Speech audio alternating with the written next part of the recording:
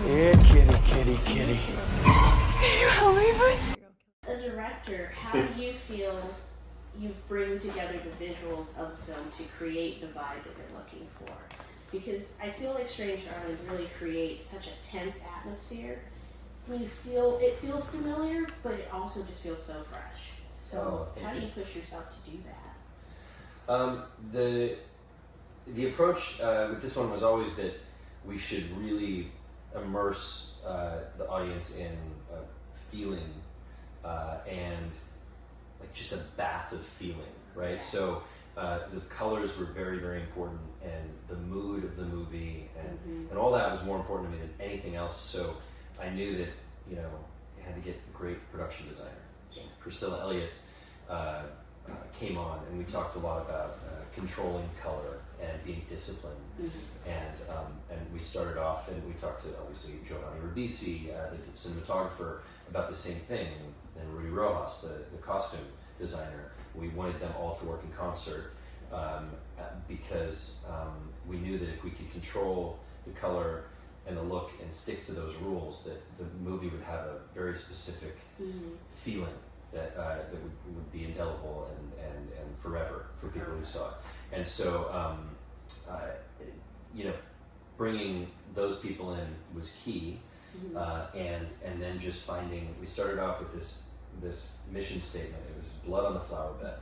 So it's got dark subject matter, a little bit romantic, a little bit sad, but a little bit horrific, but dark overall.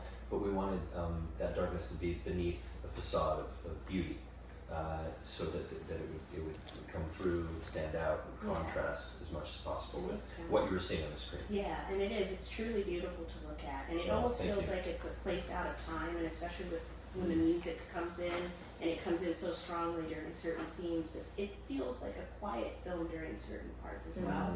And I felt like that was so important. So how did you two meld that, or the three of you meld that together to create this timelessness that you have in this film? It's weird. The idea was always for it to feel like a movie made kind of in a different time, but take place now. And it's interesting you say that about the quiet moments, because I've never really even talked to Z about this, but one of my biggest influences, and what I'm trying to copy sometimes as I'm making movies, is the philosophy of the Pixies, the band The Pixies, the loud, quiet, loud. And the reason I love Pixies music, and I grew up loving it, is because there will be a verse that's beautiful and melodic and poppy and romantic, and then all of a sudden it fucking hits, and it's like then there's a punk rock and because back and forth, and the whole philosophy is loud, quiet, loud, and so that's this movie, and that's we really wanted to have these intimate, quiet, beautiful character moments, and then these really loud, bombastic, crazy moments.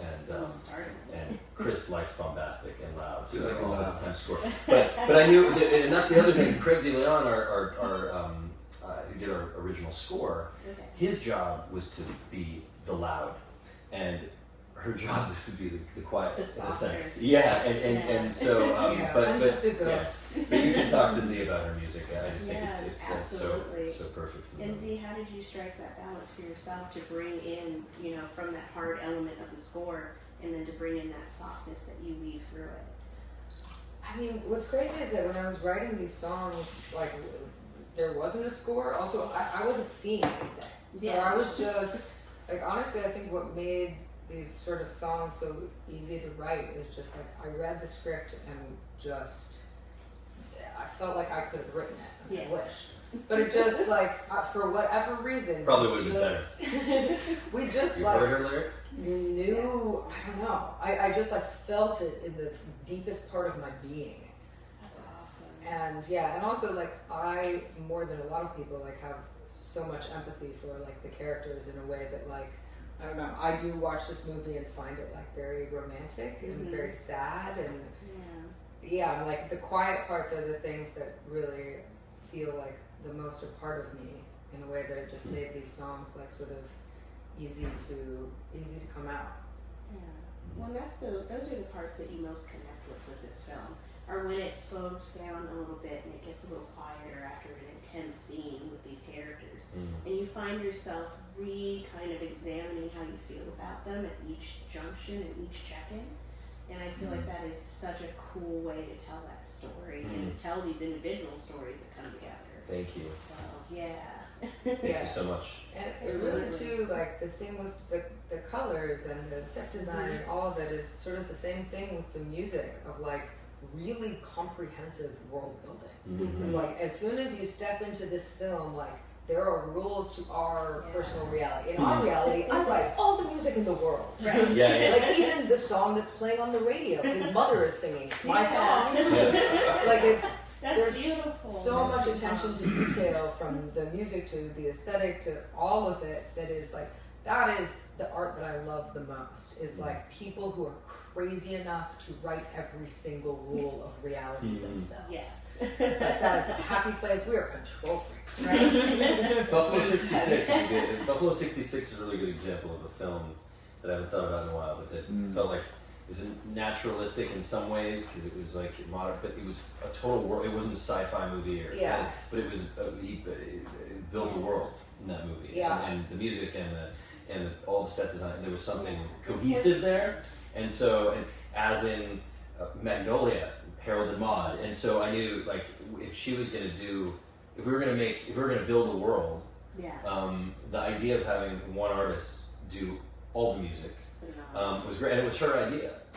I didn't think she'd have the time or the energy for it, by the way. Put me in, coach. We talked about it for a while, but I thought that won't really happen. I might get a song or two out of her for this movie. It'll be great. Yeah. And she when she was reading the script, I had other people's songs written in, and then 2 Z Berg songs, and she was like, no, I can do this better. Yeah. And then she sent me songs that were better, and I had some pretty fucking good songs. And, sorry, didn't mean to. I like challenge.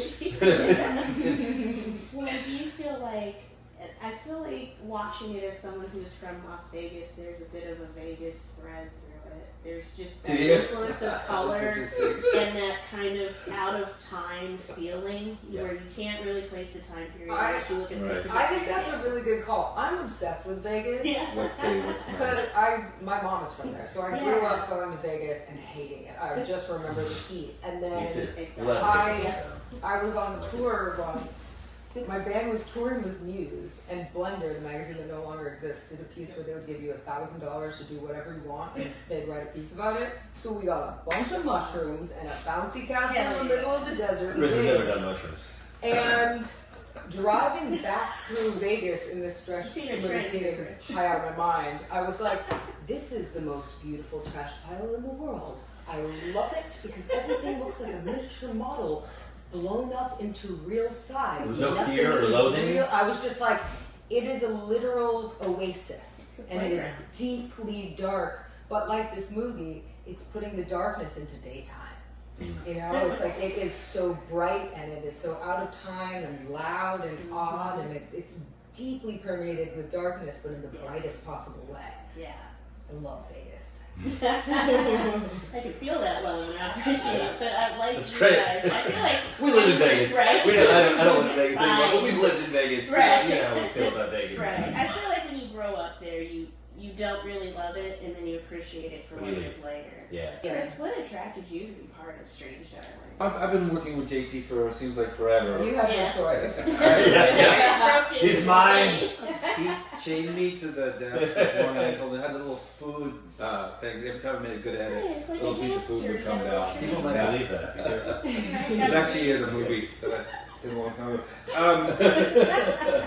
You know, talking about world building, when I read the script and when I started to see the dailies come in and we started cutting right away, you were completely immersed in that world.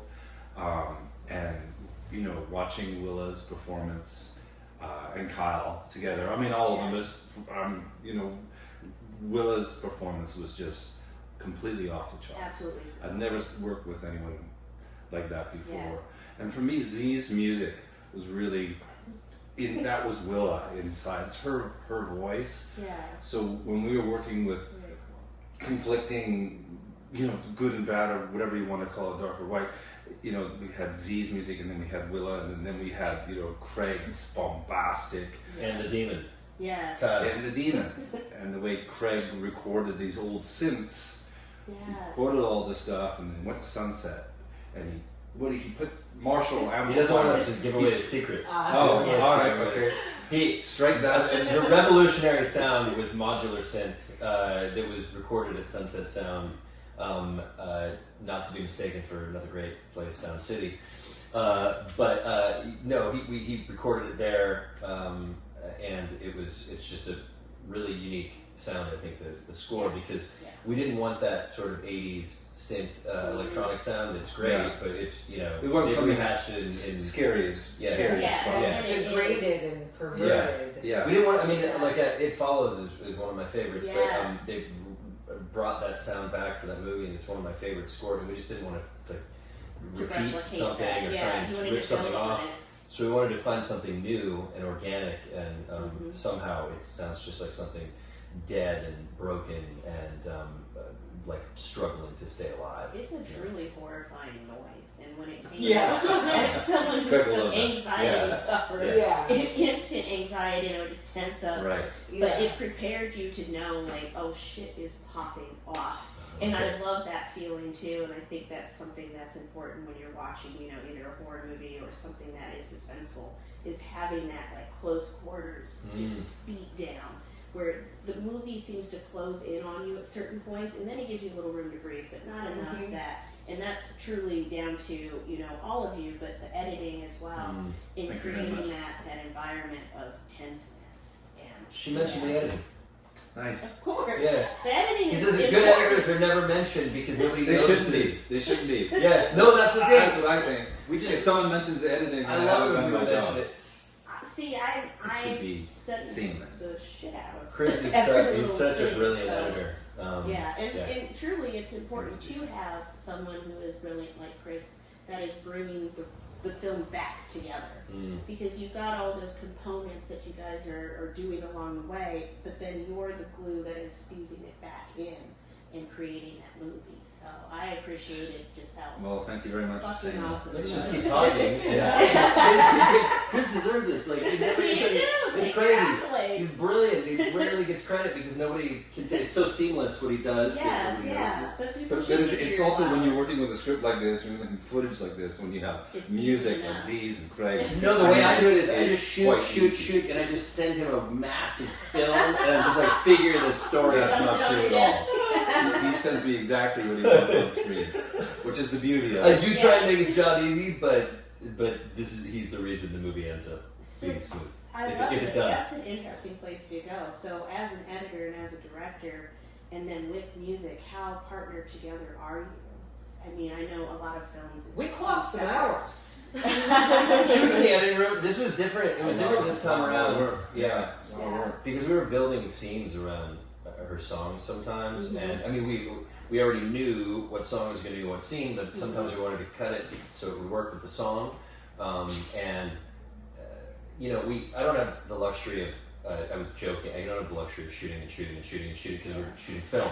So, which is the way I like to shoot. And you so, wouldn't Yeah. anyway. it's not the way we like to work, but it's nice because we shoot it how we want to cut it, Mhm. but then Chris finds a way to make it really work and really pop, and with her music, Chris would be like, I think there was only one song where he's like, we might have to see if Z will come in and do a music edit because I think we have to cut it here. But with almost every other scene, Chris did his best to fit To keep the that- song into the scene organically.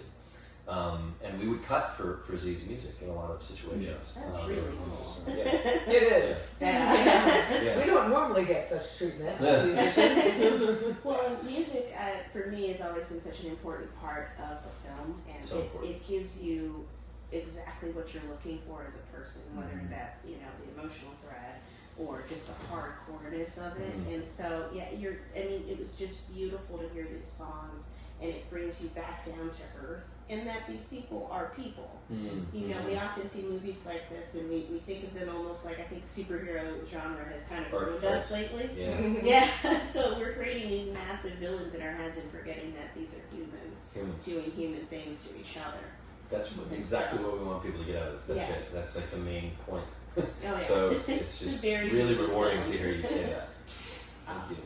And Well, we should, you know, one of the most beautiful songs in the movie was sung by JT's mom. Your mother, My yeah. mom, yeah, Which- Jenny Cologne which is Mollner. talking about world Yes, she building. wrote, yeah. When you go into that environment, when Kyle's there in the hotel and you go into the lobby, you're in a whole other world. Like I grew up with that stuff on the radio. With cocaine. Oh, I think you meant.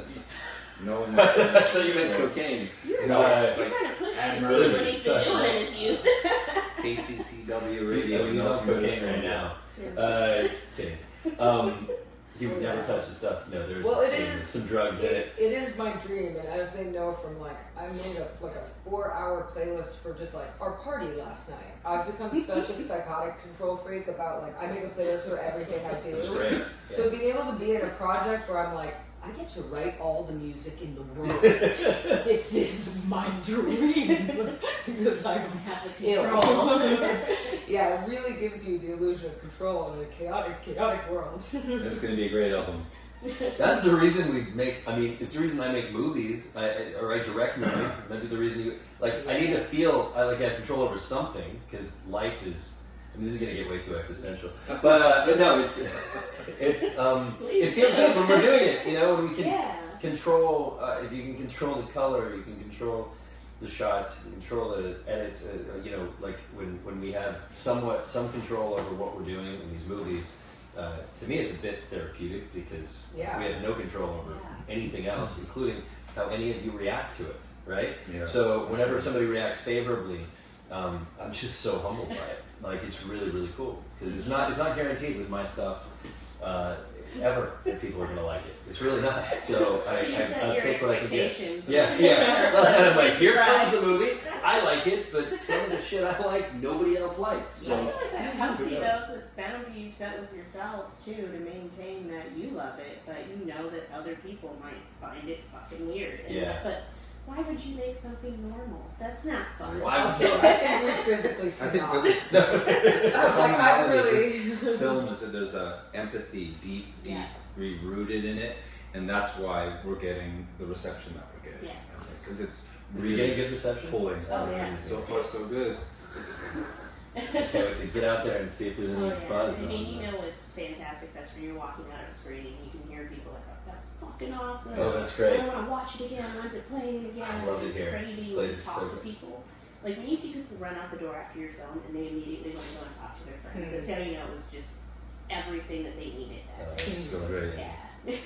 That's amazing. And especially coming off that air conditioning fail, woo! Yeah. we needed to be emotional. Oh, there was for a minute. yeah, I heard about that. Oh, it's Yeah. crazy. Yeah, Well, that sounds my really air wild. conditioning's been failed in my Airbnb the entire time I've been Oh, here. no. Yeah. It's okay. I mean, I like dry sauna, so it's been. It's freezing. freezing No, it's in my actually room at the steaming. window. I had to turn the air conditioning down. Oh, opposite problems. We Yeah. love that for you. Yeah. Yeah, Thanks for making us feel like I'm shit. really at home in kind of a low level. You're like, so it was last night we were here and I was like, we'll be in the theater, it'll be kind of cold. I had a jacket on, dripping with sweat the entire time. Today we're sitting in here just ice cold. Last night. Oh It's my great. god. No, this has been great. I mean, it's interesting to be able to go to Sundance with our first movie and now Fantastic Fest, which has usually all my favorite movies come out of here. Right. So to come here for the first time with a movie, be hosted so wonderfully by Tim Lee and the whole crew, all the programmers, it's been really special. Excellent. And all the great press. Thank you so much. Yeah, Yes. absolutely. And thank you guys for taking the time to sit down with me today. It's phenomenal. I just have one more question for you, Chris. How do you become a ghost as an editor? You were saying earlier you don't like people to notice what you do. Ooh. Hey, you just do a really good job. You have to die. You die, and then you haunt the picture. Like, Yeah, Chris and I are good. Let me say something about Chris. It's a matter of making the material speak. Like there's nothing bad. You should never leave anything bad in film. As an editor, that's the goal, and make the story sing. Even if you need to change the story. I certainly didn't need to do that with JT ever, but there's been films where I've had to. Yeah. And it's all about that. What films were those? I'm kidding. I've never done. I'm kidding. Email us later. I wanted to say about Chris that the reason I know he's so brilliant as an editor, and this is not common, is I've worked with editors before I've worked with some really good editors, and I've worked with some who are, maybe don't have the same mindset as I do. But Chris, I remember I learned this on our first movie together. Sometimes I just want to stay in a master shot because I like the performances, and maybe we're zooming in and out of actor, but I don't want to cut away and screw up the pacing or the interaction, honest interaction on screen. And usually, if you shoot the coverage, which sometimes I just don't shoot it, so then there's no option for us in the editing room. But this time I had a little more options because Miramax afforded us that and a few more days than I'm used to probably. So we had a lot of coverage, but a lot of times when you shoot a single, and then you're in a master, most editors will just cut it up. Like they just cut it up, no matter, because that's their job to cut, right? They think that's their job. But Chris, so many times before, even on my first film, before I even talked to him about when he was doing an assembly, I remember there was like 3 minutes of two characters talking at a table once, and I was like, that's exactly what I wanted to do. You saw the singles thing, right? And he goes, yeah, but why would I cut away from that? Yeah. So sometimes, to me, a great editor is somebody who knows when to cut and also knows when not to cut. And Chris isn't afraid not to cut. Yeah, never cut unless you have to. Yeah. You gotta roll. Yeah. Why not? I mean, we're in the time period where we're making 4-hour movies, so let's do it. Strange Darling is only 96 minutes, And everybody. it was a curriculum. So, the goal was to get it under 90. It was like an exercise, but that didn't happen. But You tried. It's You a nice, tried. yeah. But I feel like we're missing that too. You know, it's wonderful to have these long films, but it's also wonderful to get back to, a quick, nice, tight film. Yeah. Where it Yeah, doesn't people are not have doing that these days. No. God, Marvel's Well, it's the ruined that for us. genre. It's the Hey, genre. I'm fine with 4 hours or 5 hours of Scorsese. Like if when the yeah, movie it comes in, works. like give me as many hours as you can. But this was the idea was like it's a chase movie. Yeah. And I mean, we were watching Duel a lot. It was that kind of movie, and the idea was Duel, Run Lola Run, like all that, like not stylistically necessarily, but a little bit. But just that type of like contained chase movie, contained story-wise and character-wise, and so why make that a 2-hour movie or 2.5-hour movie? Also, So- it's exhausting as it is. Yeah. At this Yeah. length, if it were any longer, you might Emotionally just very- die. And we would pass out. Yeah, we Yeah. would be. We would not see you three. You'd be sleeping. Well, I'm You'd be ready. resting. I'm ready to sleep. Well, Nap time. Yeah. well, It's good, a thank Eat for you. sure. Yeah. Oh, this humidity is gross. Yeah. But thank you again. Thank It you was so so much. nice Thank you so much. meeting Very you interesting and to sit down with you. talk I to us can't about wait to put this out there and thank see you. Strange Awesome. Darling Thank you released so in the much. world. We love talking about the movie, so Yeah, appreciate your time. thank you so much.